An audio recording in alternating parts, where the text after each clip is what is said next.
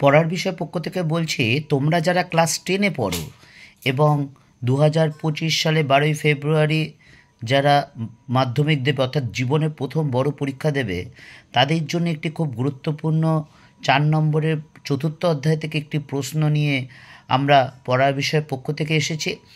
এই প্রশ্নটা 2022 সালে 4 নম্বরে এসেছিল এবং এটা 2025 সালে 4 নম্বরে কিন্তু আসার সম্ভাবনা আছে।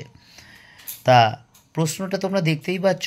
গোরা উপন্যাসটিতে রবীন্দ্রনাথের যে জাতীয়তাবাদী ভাবধারার পরিচয় পাওয়া যায় তা আলোচনা করো। ঔপনিবেশিক ভারতে অর্থাৎ ব্রিটিশ শাসনাধীন ভারতে জাতীয়তাবাদ ও স্বদেশপ্রেম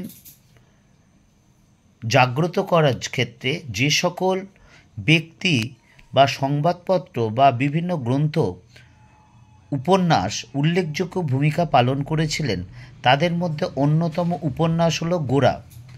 বিশ্বকবি রবীন্দ্রনাথ ঠাকুর রচিত এই গোরা উপন্যাসে গোরা হলেন কেন্দ্রীয় চরিত্র এবং গোরা তার বক্তব্য বা কার্যকলাপের মাধ্যমে উগ্র জাতীয়তাবাদের পরিবর্তে গঠনমূলক সমন্বয়বাদী জাতীয়তাবাদের কথা বলেছেন। অর্থাৎ উগ্র জাতীয়তাবাদটা কি? তোমরা ক্লাস 9-এ পড়েছ হিটলারের নাৎসিবাদ বা ইটালিতে ফ্যাসিজম বা জার্মানিতে নাৎসিজম। এইগুলো হচ্ছে উগ্র জাতীয়তাবাদ, অর্থাৎ আমার জাতি শ্রেষ্ঠ, অন্য জাতি নিকৃষ্ট। তার পরিবর্তে রবীন্দ্রনাথের গোরা, সে ছিলেন গঠনমূলক ও সমন্বয়বাদী জাতীয়তাবাদীর কথা বলেছেন। এবার এই গোরা চরিত্রের মাধ্যমে রবীন্দ্রনাথ তার যে জাতীয়তাবাদী চিন্তাভাবনা, যে বিশ্লেষণ কিভাবে তুলে ধরেছেন সেটা এবার আমরা আলোচনা করি। গোরা উপন্যাসের প্রধান চরিত্র হলেন গোরা এবং বিভিন্ন গ্রামে এই গোরা ঘুরে ঘুরে সেখানকার সাধারণ মানুষদের সাথে কথাবার্তা বলে তাদের যে খোঁজ খবর নিয়ে তাদের জীবনের সুখ দুঃখ কষ্ট আনন্দ বেদনা সব কিছু জানতে পারেন, অর্থাৎ ভারতবর্ষের প্রকৃত রূপটি জানতে পারে।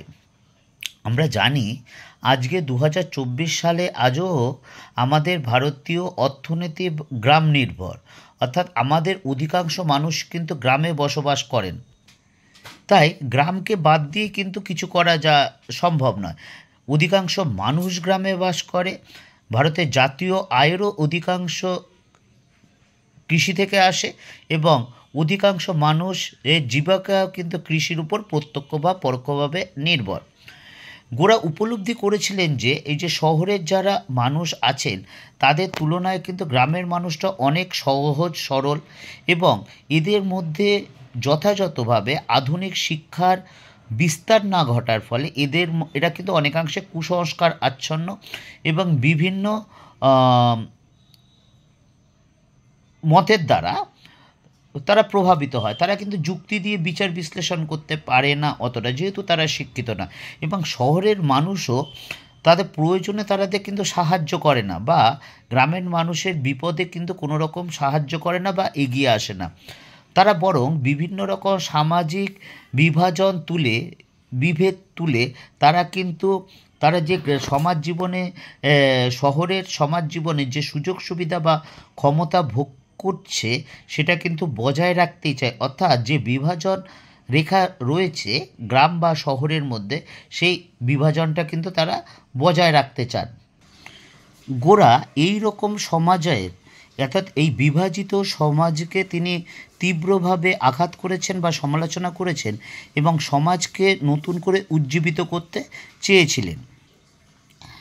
গোরা উপলব্ধি করেছিলেন যে ভারতীয়দের উপর ব্রিটিশদের ঘৃণা এবং বিদ্বেষ লক্ষ্য করে তিনি উগ্র হিন্দুত্ববাদী আদর্শের প্রতি আকৃষ্ট হন এবং তিনি বুঝতে পারেন যে ধর্মীয় পরিচয় ছাড়া বা একমাত্র কিন্তু পরিসর সবচেয়ে বড় বা একমাত্র পরিচয় নয়, অর্থাৎ ধর্মই একমাত্র মানুষের পরিচয় নয়। মানুষের আচার ব্যবহার কথাবার্তা এইগুলোর উপর কিন্তু মানুষের সর্বাংশে নির্ভর করে এবং ব্রিটিশরা ভারতীয়দের সর্বরকমভাবে ঘৃণা করত এবং ব্রিটিশরা ভারতীয়দের নেটিভ বা অসভ্য বা বর্বর জাতি বলে কিন্তু অভিহিত করত। গোরা যে সুপ্রাচীন যে ভারতীয় সভ্যতার ঐতিহ্য, সেই সুপ্রাচীন ভারতীয় সভ্যতার ঐতিহ্যের প্রতি তিনি যথেষ্ট আকৃষ্ট হন এবং ব্রিটিশ বিরোধিতা ও স্বদেশপ্রেম প্রচার করেন। অর্থাৎ তিনি প্রচার করেন যে ভারতের যে সুপ্রাচীন ঐতিহ্য বা উন্নতি, সেটা কিন্তু তিনি ভারতের ব্রিটিশদের তুলনায় কোনো অংশেই কম না। অর্থাৎ ব্রিটিশদের থেকে আমাদের কেবলই শেখার আছে, আমরা সব কিছু ব্রিটিশদের থেকে পিছিয়ে, এটা কিন্তু কোনো ভাবার কারণ নেই। এবং তিনি প্রতিজ্ঞাবদ্ধ হন যে স্বদেশের প্রতি ভারতীয়দের, অর্থাৎ আপাময় ভারতীয়দের, এখানে তিনি গ্রামের কথা বলেননি, শহরের কথা বলেননি, বা হিন্দু মুসলমান বা অন্য ধর্ম বা সম্প্রদায় বা ভাষাগত বিভেদের কথা বলেন। অর্থাৎ সার্বিকভাবে ভারতবাসীর এই স্বদেশ প্রীতি বা স্বদেশের প্রতি ভালোবাসা বা জাতীয়তাবোধ ফিরে আনবেন, এই ক্ষেত্রে কিন্তু প্রতিশ্রুতিবদ্ধ হন। কিছু কিছু ব্রাহ্ম সমাজের বা ব্রাহ্ম সমাজে যারা ছিলেন, কিছু কিছু ব্যক্তি তারা কিন্তু স্বার্থপর ছিলেন এবং তারা অনেকাংশে ব্রিটিশদের সাহায্য করেছিলেন। এক্ষেত্রে গোরা দুজনের নাম করেছেন রবীন্দ্রনাথ ঠাকুর গোরার মাধ্যমে, মহিষ এবং কৃষ্ণদয়াল। কিন্তু ব্রাহ্ম সমাজের যারা অধিকাংশ সদস্য ছিলেন, তারা কিন্তু প্রত্যেকেই স্বদেশপ্রেমে উদ্বুদ্ধ ছিলেন এবং ব্রিটিশ শোষণমূলক সাম্রাজ্যবাদী নীতির কঠোর সমালোচন ছিলেন। গোরা নিজে বলেছিলেন, মা তুমি আমার মা, আমি ভারতীয়, অর্থাৎ দেশবাসীকে মা বলে উল্লেখ করেছিলেন এবং আমি ভারতীয়, অর্থাৎ তোমার মধ্যে বসবাসকারী প্রত্যেকেই আমরা ভারতীয়। এই সব উক্তি কিন্তু ভারতীয়দের মধ্যে, অর্থাৎ সাধারণ ভারতীয়দের মধ্যে, আমি আবার বলছি, এখানে কিন্তু জাত ধর্ম বর্ণ জাতি কোনো নেই, সমগ্র ভারতীয়, এই সমগ্র ভারতীয়দের মধ্যে জাতীয়তাবোধ সৃষ্টি করবে। কাজেই উপরোক্ত আলোচনা থেকে আমরা বলতে পারি গোরা হলো ভারতীয় জাতীয়তাবাদের একটি মূর্ত প্রতীক। অর্থাৎ রবীন্দ্রনাথ ঠাকুর গোরা চরিত্রের মাধ্যমে যে ভারতীয় জাতীয়তাবাদ, সেই জাতীয়তাবাদকে তুলে ধরতে চেয়েছিলেন এবং গোরা উপন্যাসের মাধ্যমে বা গোরা চরিত্রের মাধ্যমে রবীন্দ্রনাথ ভারতবাসীর মধ্যে স্বদেশ প্রেমের আদর্শ ছড়িয়ে দিতে চেয়েছিলেন, যে স্বদেশ প্রেমের দ্বারা তারা জাতীয়তাবোধে উদ্বুদ্ধ হয়ে ব্রিটিশ শোষণমূলক সাম্রাজ্যবাদী নীতির বিরুদ্ধে বা শোষণমূলক নীতির বিরুদ্ধে তারা কিন্তু সংঘবদ্ধভাবে বা ঐক্যবদ্ধভাবে জাতীয় আন্দোলন গড়ে তুলে ভারতকে স্বাধীন করবে, ভারত মাতার যে শৃঙ্খলাবদ্ধ আবদ্ধ, সেই শৃঙ্খল থেকে মুক্ত করবেন। পড়ার বিষয় পক্ষ থেকে এতটুকুই, আমরা এটা শেষ হলো। তোমাদের অবশ্যই কমেন্ট করো, ভালো লাগে বা না লাগুক, যাই হোক না কেন। আমরা তোমাদের বলেছিলাম আমরা বিগত বছর অর্থাৎ 2017 থেকে 2024 সাল পর্যন্ত আমাদের যে প্রশ্ন এসেছিল 1, 2 বা 4 বা 8, সেগুলো আমরা দিয়ে যাব। আমরা ইতিমধ্যে চতুর্থ অধ্যায় অবজেক্টিভ 1 নম্বর দেওয়া হয়ে গেছে এবং চতুর্থ অধ্যায়ের অবজেক্টিভ 2 নম্বরের ও আমরা দিয়েছি, এবং যেগুলো গুরুত্বপূর্ণ আছে চতুর্থ অধ্যায় সেটা বাকি আছে, এবং 4 নম্বরেরও আমাদের বেশ কিছু উত্তর দেওয়া হয়ে গেছে। ক বিভাগ দেওয়া হয়ে গেছে, খ বিভাগও বা উপবিভাগ 2-এরটাও প্রায় শেষ হয়ে এসছে। তোমরা যদি দরকার হয় অবশ্যই ডেসক্রিপশন বক্সে গিয়ে দেখে নিও।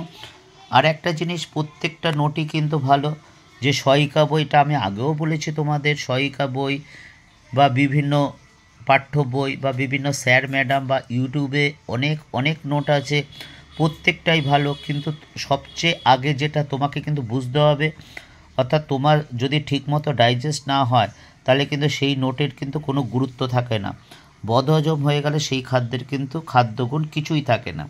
কাজেই আমরা শুধু তোমাদের নোটটা দিয়ে দিলাম না, বুঝিয়েও দিলাম, যদি তোমরা উপকৃত হও সেটাই কিন্তু আমাদের পড়া বিষয় পক্ষ থেকে একমাত্র কাম্য। যদি কোনো অসুবিধা হয় অবশ্যই জানিও, কারণ তোমাদের মতামত আমাদের কাছে কিন্তু খুবই গ্রহণযোগ্য। তোমরা যে 12ই ফেব্রুয়ারি 2025 সালে প্রথম জীবনে বাইরের পরীক্ষা দেবে, সেই পরীক্ষা অবশ্যই ভালো হবে। এবং পড়ার বিষয় পক্ষ থেকে আমরা যে নোটগুলো দিচ্ছি সেগুলো যদি তোমরা দেখে যাও বা মুখস্থ করো, বুঝে মুখস্থ করো, তাহলে কিন্তু আশা করি তোমাদের পরীক্ষা খুবই ভালো হবে। পড়ার বিষয় পক্ষ থেকে এইটুকুই, অগ্রিম শুভেচ্ছা রইল।